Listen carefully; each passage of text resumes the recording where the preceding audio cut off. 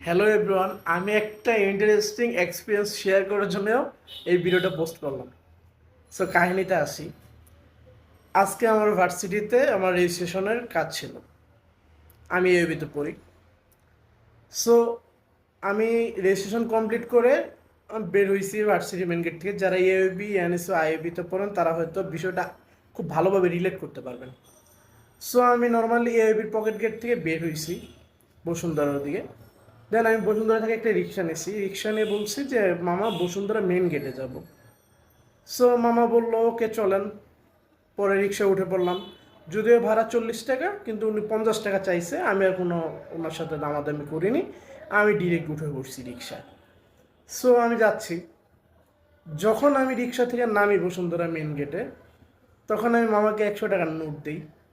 মামা আমাকে 40 টাকা ব্যাগ দেয়। ভালো কথা, 40 টাকা ব্যাগ দেয়। সো তার মানে তিনি 60 টাকা রাখলো। আমি একবার ভাবলাম কি সে কি মিস্টেক করলো বা নাকি অন্য কিছু। সো আমি কিছু বললাম না, জাস্ট মামার দিকে এরকম তাকালাম। দেন আমার কিছু বলার আগেই মামা বলতেছে যে মামা খুশি হয়ে রাখলাম। এখন আমার কথা হচ্ছে, আমি মামাকে কিভাবে খুশি করলাম? আমি তো রিক্সার পিছনে বসেছিলাম, তার সাথে কোনো কথাও বলি নাই।